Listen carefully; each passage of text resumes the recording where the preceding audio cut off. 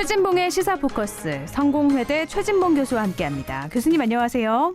네, 안녕하세요. 네, 정치권은요. 지금 윤석열 검찰총장 재임 시절 검찰이 여권 인사 고발을 사주했다는 의혹으로 아주 뜨겁습니다. 대리 고발 사주 의혹. 먼저 많은 분들이 아시겠지만 전체적으로 한번 정리를 해주시죠. 예, 이게 이제 지난 총선을 앞두고서 지난 4월에 작년 4월이죠. 검찰에서 그러니까 의혹입니다. 이거 의혹 수준에 지금 제보가 들어왔고 그 제보를 언론이 보도를 했는데 네. 보도한 내용을 보면 검찰의 손준성 당 수사정보기획관이라고 하는 직책은 검찰총장에게 수사 관련된 정보를 취합해서 보고하는, 직보하는 아주 검찰총장의 측근이라고 불려지는 분들을 이제 임명하는 자리가 수사정보기획관인데 네. 그 역할을 했던 손준성 검사가 고발장, 그러니까 소위 여권의 주요 인사들, 예를 들면 최강욱 열린민주당 현 대표 그리고 유시민 작가 이런 분들을 대상으로 한 고소장을 만들어서 네. 그걸 김웅 의원에게, 그 당시는 후보였죠. 네. 후보에게 전달을 했고 그 김웅 후보가 국민의힘에 이걸 전달해서 국민의힘에서 고소를 해달라라고 하는 이제 청탁을 했다라고 하는 게 이제 이 의혹의 내용입니다. 네. 그래서 이제 이걸 사주했다 이렇게 표현하는데 결국 이제 검찰이 당시의 검찰총장 윤석열 전 총장, 그 윤 총장의 부인인 김건희 씨 그리고 또 윤 전 총장의 측근이라고 하는 한동훈 검사장 이 세 사람에 대해서 문제를 제기한 사람들을 명예훼손으로 고소를 해달라고 하는 고소장을 만들어서 이거를 이제 청탁을 했다. 그걸 고소해달라고 그렇게 지금 주장을 하고 있는 건데 그게 이제 언론에 보도가 됐고 그것 때문에 지금 논란이 되고 있는 상황이라 이렇게 말씀드릴 수 있습니다. 그러니까 검찰이 여권 인사의 고발을 사주했다? 이게 만약 네. 사실로 드러난다면 엄청난 파장인 거잖아요. 파장이 그렇죠. 예상이 되는 거고요. 그렇죠. 검찰이 어떻게 정치 집단인 야당의 것도 네. 특정 정치인에 대한 고발을 해달라고 사주를 할 수 있으면 그건 뭐 있을 수 없는 일이고요. 네. 국기문란 또 민주주의 파괴 이런 비판을 면치 못할 일이죠. 사실이라고 하면. 네. 예. 지금 윤석열 후보는 기자회견을 통해서 고발 사주 의혹에 관한 입장을 밝히긴 했는데 이게 정치 공작이다. 고발장은 괴문서다. 이런 입장을 고수하고 있어요. 그렇죠. 그렇게 지금 주장을 했죠. 네. 본인이 이제 기자회견을 자체해서 왜냐하면 손준성 검사하고 윤석열 후보는 이 문서 자체가 없다고 주장을 해요. 그 자체 문서 자체가 괴문서다 이렇게 주장을 네. 하잖아요. 그런데 이제 중간에 연락을 해주고 그걸 전달했다고 지금 지목이 되고 있는 김웅 의원은 아주 애매모호하게 얘기를 하고 있거든요. 그렇죠. 전달했을 수도 있다. 잘 네. 기억은 나지 않는다. 주로 기억나지 않는다는 말로 대부분 얘기하죠. 근데 완전히 부인하지 않았어요.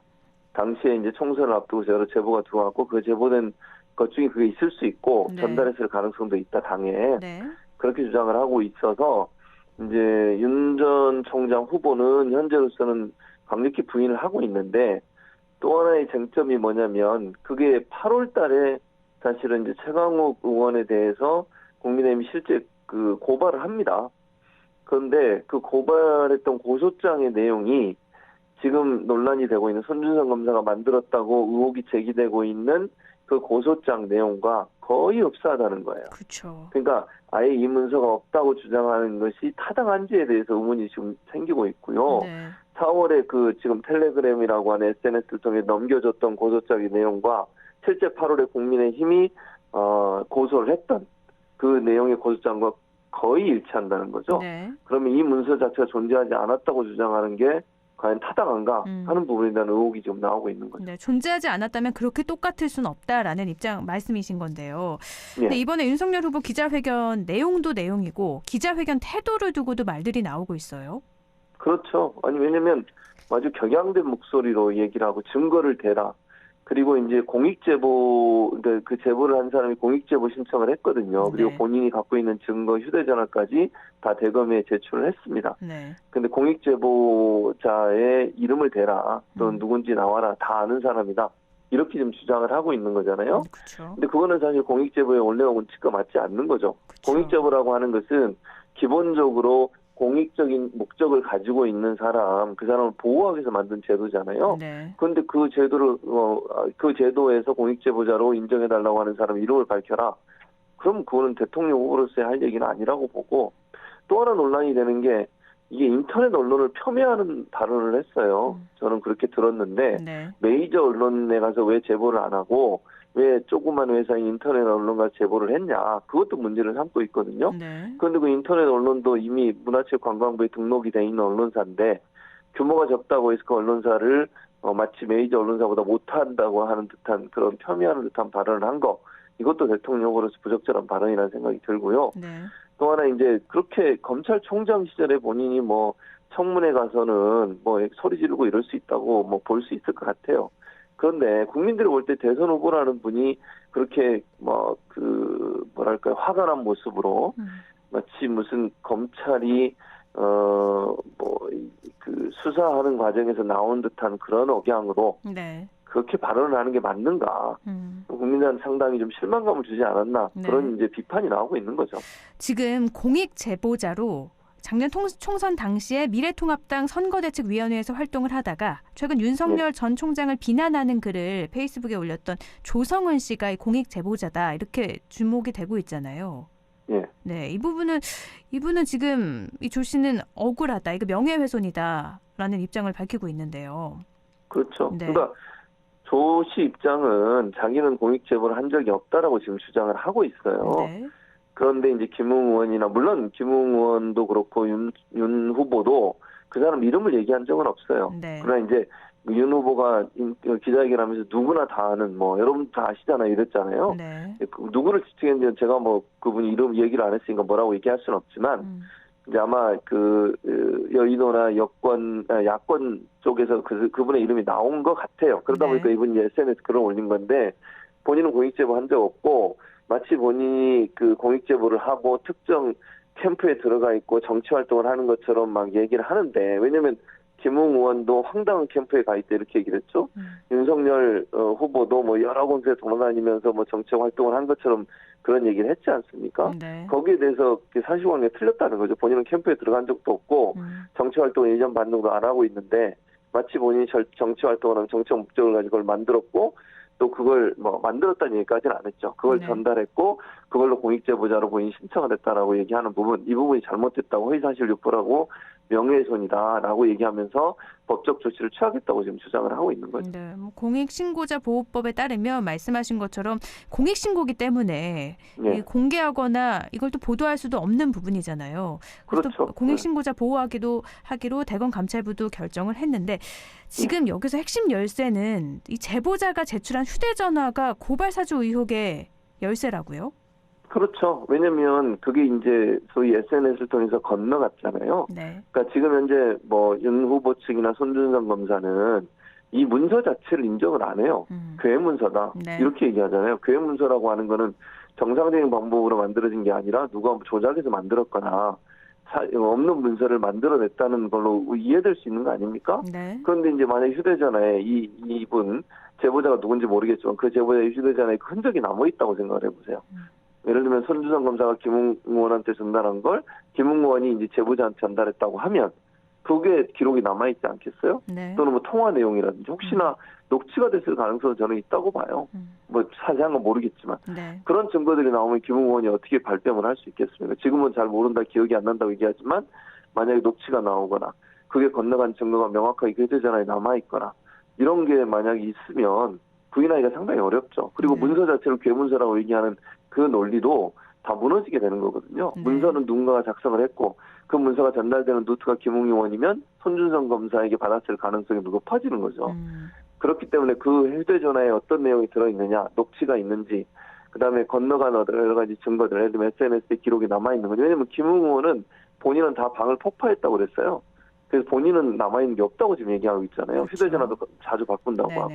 그래서 증거가 없는 건데 그 증거가 거기에 나오면 그 김웅 의원의 주장이 이제 다 무너지는 거 아니겠어요? 네. 그렇게 되면 상당히 야권 특히 윤석열 후보 측에는 불리한 상황이 될 수 있다고 볼 수 있겠습니다. 지금 대검 감찰부 또 고위공직자범죄수사처는 이 사안을 검토 중이라고 했는데 어떻게 될 거라고 보세요? 저는 수사에 들어갈 거라고 봐요. 이 정도로 논란이 되고 있는 사안을 수사를 안 하고 그냥 넘어간다? 그럴 가능성은 저는 낮다고 봅니다. 오늘 어제였죠. 어제 박범계 법무장관이 대검이 판단해야 된다라고 얘기를 했지만 수사로 전환하는 것을 판단할 시점이 됐다고 그랬어요. 그 네. 말은 감찰이 어느 정도 끝났다는 얘기 아니겠습니까? 그리고 감찰을 해봤더니 이게 왜냐하면 감찰이라고 하는 것은 강제 수사권이 없어요. 임의 제출 방식으로 자료를 제출받고 휴대전화를 제출받는 거거든요. 네. 그러니까 수사를 해야지 구체적인 내용을 알 수 있어요. 휴대전화 안 넘겨주거나 비밀번호 안 알려주면 볼 수가 없어요, 그거를. 그래서 수사로 전환해서 이게 정말 문제가 좀 심각하다고 판단하면 수사로 전환할 시점이 된다고 보는데 아마 법무부의 판단은 수사하는 것으로 가지 않을까 하는 생각이 들어요. 공수처는 이미 고발인 조사를 끝냈거든요. 네. 그래서 검토 중이라고 합니다. 아마 저는 이걸 수사를 안 하고 넘어가긴 어려울 거다. 그렇게 되면 엄청난 비판을 받을 겁니다. 공수처든 대검이든. 그래서 아마 수사가 진행될 걸로 저는 봅니다. 지금 대선을 앞두고 있는 상황이라서 수사가 이루어져야 되지 않을까 싶네요. 네. 다른 주제로 넘어가 보면 더불어민주당 이낙연 전 대표가 갑자기 의원직을 사퇴했어요. 그리고 네. 사퇴를 선언하고 하루 만에 국회의원 회관에서 방을 뺐는데 왜 이 시점에서 사퇴를 결심했을까요? 왜냐면 이제 지난번 충청 지역에서 이제 당 권리당원들 대상으로 한 그 경선에서 상당히 큰 한 거의 2배 차이로 그렇죠. 이제 좀 눌려놨지 이재명 않습니까? 지사에게 그런 부분이 일정 부분 졌죠. 영향을 미쳤다고 봐요. 왜냐면 본인 입장에서는 지금 상황에서 뭔가 배수진을 쳐야 돼요. 그 결기를 보여줘야 할 필요가 있다는 거죠. 반전을 시키기 위해서는.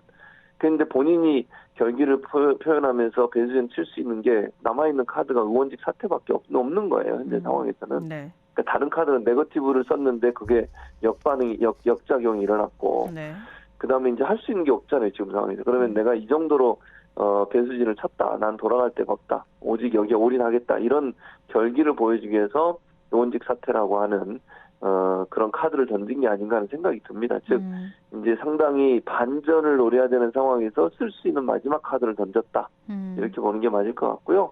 이낙연 후보 입장에서는 이제 그렇게까지 해서라도 뭔가 반전을 노려서 호남 지역에서 득표율을 올려서 이재명 지사를 추격할 수 있는 상황까지 만들겠다는 의도가 아니겠나 그렇게 네. 보여집니다. 호남권 경선을 앞둔 상황에서 의원직 사퇴라는 정말 초강수를 내놓은 건데 어떻게 예상하세요, 교수님께서는?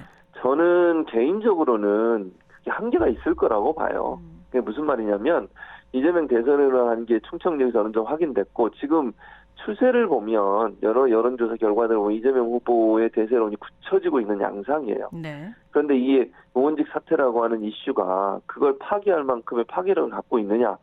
그건 아니라고 보이거든요. 네. 왜냐하면 어차피 90일 전에는 다 이제 그 사퇴를 해야 되는 거잖아요. 네. 그 공직을 사퇴를 해야 되거든요. 그렇죠. 90일 전에는 좀 앞당기는 거예요.